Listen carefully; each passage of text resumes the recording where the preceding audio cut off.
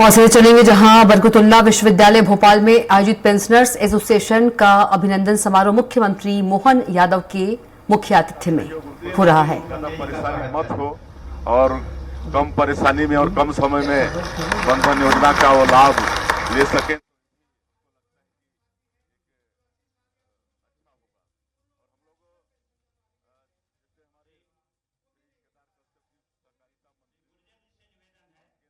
आदरणीय अमित शाह जी सहकारिता मंत्री और सहकारिता पर अमूल है सहकारिता आगे बढ़े।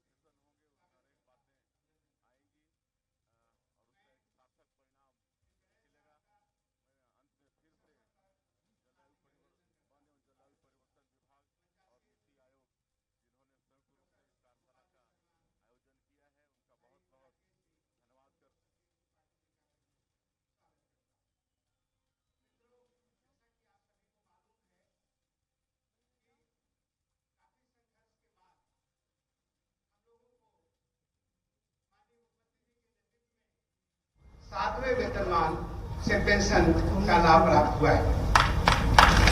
मैं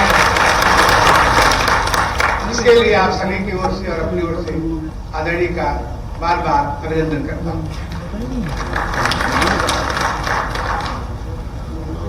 यही हाल में माननीय मुख्यमंत्री जी से 20 फरवरी 24 को मेरी बात हुई थी। मैंने कहा था कि सर अभी तक हम लोगों को सातवें वेतनमान का लाभ नहीं मिल पाया है, तो आपने कहा कि चिंता न करें, आप जितना सोच रहे हैं, जितना मांग रहे हैं, उससे आपको ज्यादा मिलेगा। और इसको आपने करके दिखाया। हम सभी लोगों के लिए हमारी चिंता को ध्यान में रखते हुए आपने यह महती भूमिका निभाई है। कहते हैं कि हजारों साल नरगिस अपनी बेनूरी पे रोती है, हजारों साल नरगिस अपनी बेनूरी पे रोती है, बड़ी मुश्किल से होता है चमन में दी दावत पैदा, चमन में दी दावत। ऐसे हमारे मुख्यमंत्री जी हमारे बीच में हैं और प्रदेश में इस तरह का नेतृत्व पैदा हुआ है जो कि गरीब गुरबों सभी लोगों को न्याय प्रदान करने के लिए संकल्पित है, कटिबद्ध है। मैं आप सभी को आप देखते हैं जैसे यथा नाम तथा गुण। हमेशा मैं प्रोफेसर शर्मा जी से कहता रहता हूं कि माननीय मुख्यमंत्री जी हमेशा भगवान कृष्ण की तरह ही मुस्कुराते रहते हैं।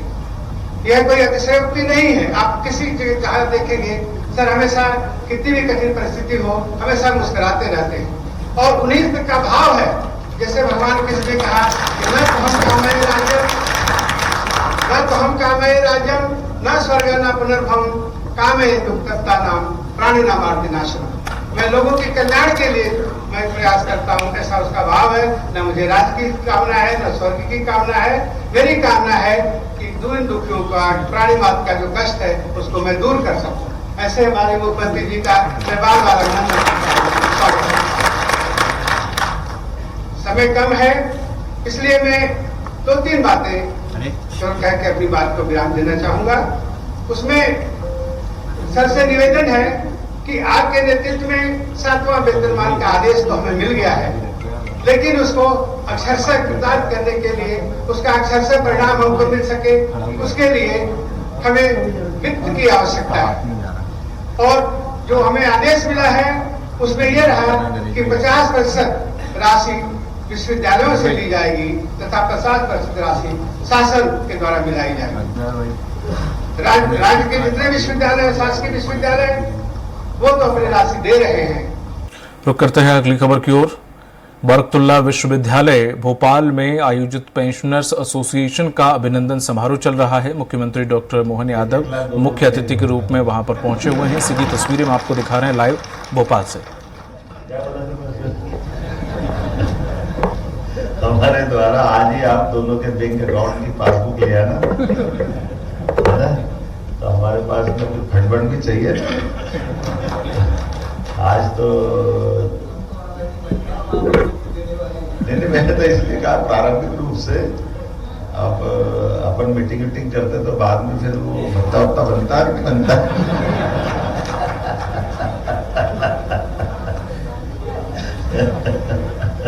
तो मेरी अपनी ओर से आज के इस कार्यक्रम में हमारे सबके आदरणीय प्रोफेसर गोपाल कृष्ण शर्मा जी, मैं आपको प्रणाम करता हूँ, आपका अभिनंदन करता हूँ।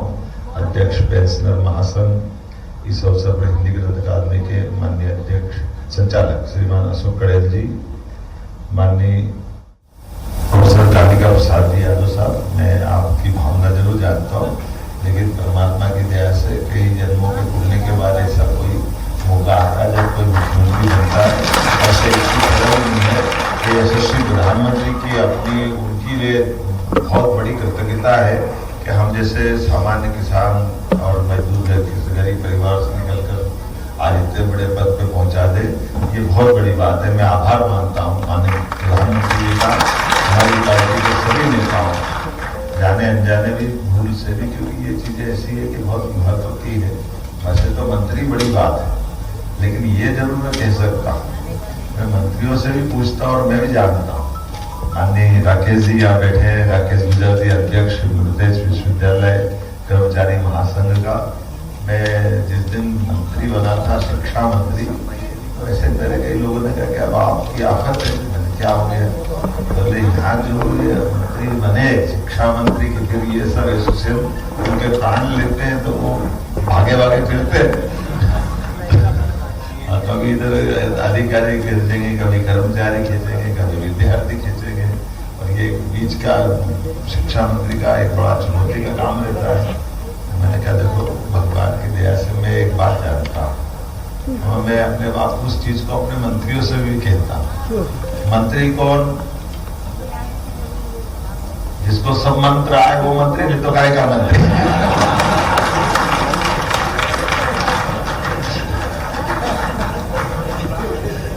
की दया से ये सारी चीजें परमात्मा ने अच्छे मन से हमने करने का काम लिया, तो ये सब चीजों के मंत्र आते ही हैं।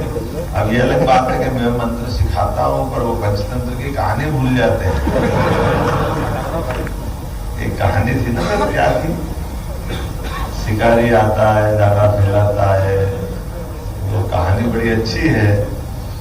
बार बार तोतों को शिकारी पकड़ के ले जाता है, तो इसके कष्ट से बड़े गुरु जी को, वहां जंगल में रहने वाले ऋषि को खराब लगा तो उन्होंने कहा ये कहा तुम्हारे प्राण लेते रहते हैं, तो इनको पहले सावधान कर दो, उनको सिखाने लगे भैया तुम अपने लिए ध्यान रखना, ये शिकारी आता है दाना फैलाता है, जाल में फंसाता है, पकड़ के ले जाता है, और ये मेरी बात गांड मान लो। उन्होंने सब गांड मान ली, सबको बोलने लगे।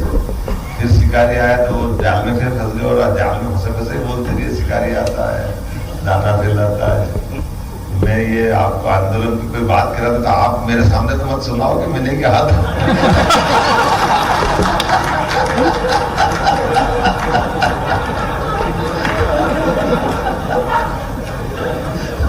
तो आपसे मैं वहां तो मेरी मुक्ति चाहूंगा।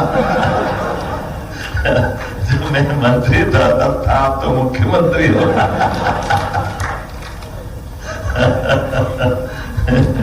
मैं तो आपसे एक अच्छा एक उदाहरण दूंगा, मुझे ध्यान में आता है। एक व्यक्ति को अपने एक परिचित की कठिनाई में उसको बड़ा मदद करने की इच्छा हुई कि इसको मदद कर देखे क्या हो गया। तो मैं कहा कि तुमको क्या चाहिए? तो उन्होंने कहा मेरे को थोड़ा धनराशि चाहिए, मेरे को विश्वविद्यालय की तत्कालीन व्यवस्था में 1-8 लाख रुपए दिला दो, मेरे को काम करना चाहिए।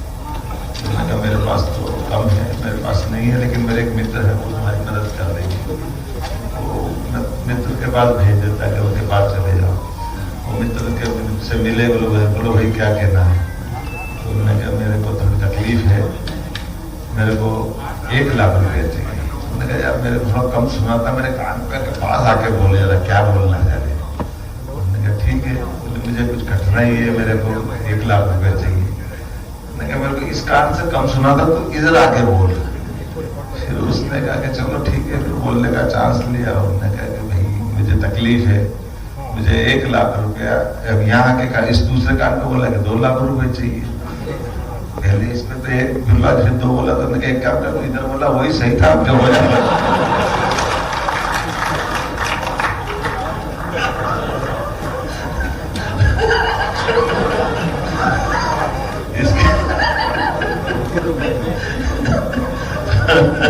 अब मैं आपके कौन से कान से सुनूं? मुझे ये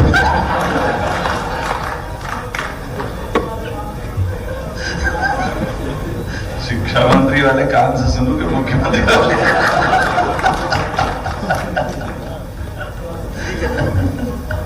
मेरी अपनी ओर से भाषण तो देना नहीं, हो गया मेरा भाषण पूरा।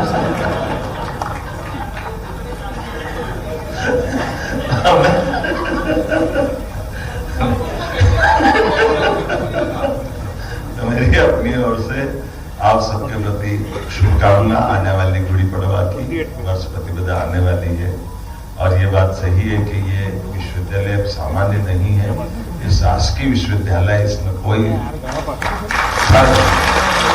ये हमारे विश्वविद्यालय की केवल 2 श्रेणी है, निजी विश्वविद्यालय और शासकीय विश्वविद्यालय, बीच में कोई कुछ नहीं है। इसके अलावा और इसीलिए इस दिशा में हमारे लगातार प्रयास भी चल रहे हैं। दूसरी बात, अगर आपने कहा कि जो मीटिंग का निर्णय का पालन नहीं हुआ कैबिनेट का, वो मैं देखूंगा कैसे नहीं हुआ, वो जरूर करेंगे। आज के इस अवसर पर आपने जन्मदिन की बात कर ली, तो मैं भी बता देता हूँ कि जन्म तो अभी सब आपका भी हुआ है, आज ही है, इसी समय है मालूम। जितने बैठे हो सबका विकास जन्म हो, जितने भी बैठे आप सबको बधाई दे दो। अरे एक सांस ऊपर नहीं नीचे नहीं आए तो भारत माता की जय नहीं। गाय का दिन में गाय का साल, किसने देखा क्या देखा? हर सांस में जन्म, इसलिए सांस में जन्म है, तो सबका जन्म समय हुआ क्या नहीं अभी हुआ? कोई बिना सांस के जिंदा रह सकता है? हमारे लिए परमात्मा ने ये आमतौर पर मोटे दिन, अगर मोटे तौर पर देखो 21,500 सांसें आदमी के लिए लिखी, इसलिए ये सांस की गिनती भी परमात्मा ने अपने पास रखी। और आप देखना जिसका अंत समय आता, कभी कभी बहुत तेज सांस लेता है, तो बच्चे कुछ हिसाब किताब करता रहता है। जितना सांस ले रहा है छोड़ना है वो सब हिसाब आता है, समझने वाले समझ जाते हैं। लेकिन मैं आज तो आपसे आपके बीच में आकर के मुझे बहुत अच्छा लगा। हम सब शिक्षा परिवार के लोग जिनने लंबी सेवाएं दी अपने प्रकार से, और विश्वविद्यालय को भी हम समर्थ बना रहे हैं। आने वाले समय में कोई विश्वविद्यालय अपने लिए आर्थिक रूप से किसी के आगे हाथ नहीं फैलाए, ये प्रबंधन करना। सब प्रकार के नए कोर्स खोलते हुए सभी व्यवस्थाओं के लिए परंपरागत तो चलाते चलाते रहेंगे, इसलिए आपने देखा होगा सभी संकायों के लिए प्रेरित कर रहे हैं। और सर आपके लिए भी कह रहा हूं, हमारे ऐसे विश्वविद्यालय जो भविष्य में, और कृषि तो चालू किए ही, आपने तो कर दिया है एग्रीकल्चर, गए जमाने पहले एग्रीकल्चर यूनिवर्सिटी खुलेगी, एग्रीकल्चर हमने सब सरकारी विश्वविद्यालय को खुलवा दिया। अब हम मेडिकल की तरफ भी बढ़ रहा है। मेडिकल के लिए भी आपके हित की बता रहा हूं, आप मेडिकल कॉलेज खोलो, हम आपको हॉस्पिटल देंगे, केवल हॉस्पिटल की व्यवस्था, क्योंकि जो सबसे बड़ा मेडिकल कॉलेज में खर्चा हॉस्पिटल का आएगा। और अंदर की बात, हॉस्पिटल आपको देंगे, तनख्वाह सरकार देती रहेगी, वो विश्वविद्यालय से दिलवाएंगे हॉस्पिटल का सारा। आप खाली अपने बच्चों को पढ़ाने के लिए विश्वविद्यालय के बैनर तले परीक्षा लो, परीक्षा की पूरी फीस आप लो, परीक्षा की फीस आपसे नहीं लेंगे, वो आप अपने विकास के लिए लगाओ, और वहां के डॉक्टरों की तनख्वाह बनकर हम देते रहेंगे, जो हमारी सरकार के हॉस्पिटलों में आज भी। इसलिए अपने अपने विश्वविद्यालय क्या, जिसमें अगर सारे कॉलेज नहीं हो तो काय का विश्वविद्यालय, ये तो गलत बात हो जाती है। इसलिए हमारे सब विश्वविद्यालय सभी प्रकार के कोर्स चलाए, और अभी तो डेयरी टेक्नोलॉजी का विक्रम विश्वविद्यालय को बताया है, आप भी चलाओ, जो जहां जिधर बैठे, ये सारी आय तो इतनी हो जाएगी कि अवेले नहीं जाएगा तो आपकी तिजोरी से फटफट के नोट निकलेंगे। आय के चक्कर में पड़े सारे काम, और विश्वविद्यालय के पास धन आएगा तो धन का सदुपयोग ही होगा, गलत क्या है। हमारी व्यवस्थाओं के आधार पर विश्वविद्यालय अपने समर्थ हो, उनके अपने सभी प्रकार के मनोभाव जो उनके उद्देश्यों के लिए उस दिशा में समर्थ करना है। मुझे पूरा भरोसा है हम सब मिलकर के अपने सामने मध्य प्रदेश को यशस्वी प्रधानमंत्री के नेतृत्व में देश का अच्छे से अच्छा राज्य बना के नंबर 1 के स्थान पर पहुंचाएंगे। मेरी अपनी ओर से पुनः आप सबका आभार, धन्यवाद। थोड़ा सा मैंने फिर कहा कि तुरंत निकलना है, इसलिए चलेगा।